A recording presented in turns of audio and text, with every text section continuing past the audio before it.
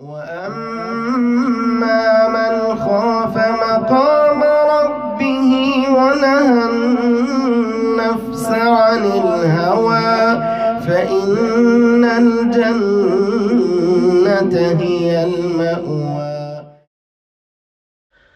حدیث نمبر 47، عورت کے ساتھ حسن سلوک کی وصیت۔ عن ابی ہریرہ رضی اللہ عنہ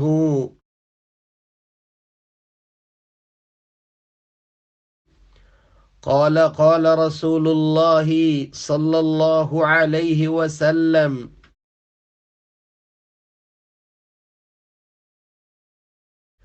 استوصوا بالنساء خیرا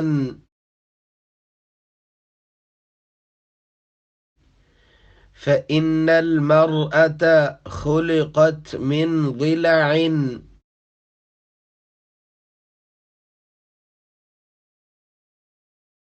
وإن أعوج شيء في الضلع أعلاه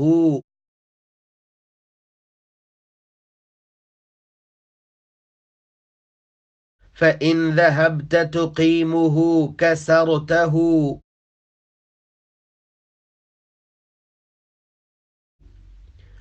وإن تركته لم يزل أعوج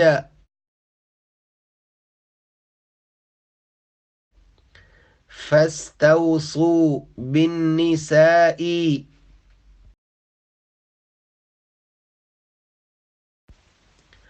عن أبي هريرة رضي الله عنه قال قال رسول الله صلى الله عليه وسلم استوصوا بالنساء خيرا فإن المرأة خلقت من ضلع وإن أعوج شيء في الضلع أعلاه فإن ذهبت تقيمه كسرته وإن تركته لم يزل أعوج فاستوصوا بالنساء۔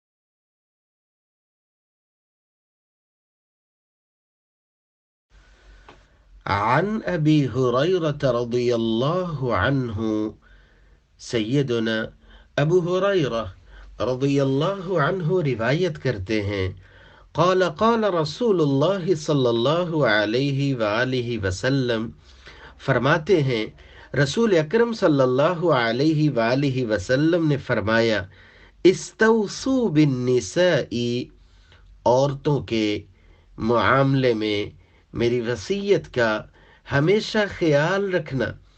فإن المرأة خلقت من ضلع، عورت کو پیدا کیا گیا ہے من ضلع، پسلی سے، وإن أعوج شيء، اور بے شک زیادہ ٹیڑھی چیز، فی الضلع، پسلی میں، اعلاہ، اس کا اوپر والا حصہ ہے۔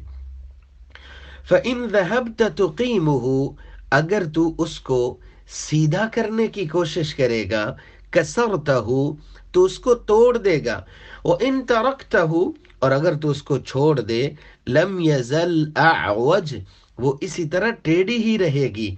فاستوصوا بالنساء، پس عورتوں کے متعلق حسن سلوک کی میری نصیحت کو قبول کرو۔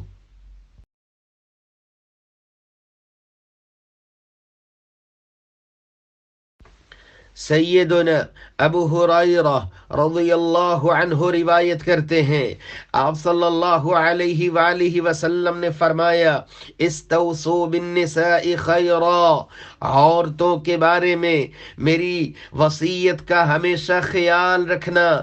فإن المرأة خلقت من ضلع، اس عورت کو پسلی سے پیدا کیا گیا ہے۔ وَإِنَّ أَعْوَجَ شَيْءٍ فِي الضِّلَعِ أَعْلَاهُ، پسلی میں ٹیڑھی چیز اس کا اوپر والا حصہ ہے۔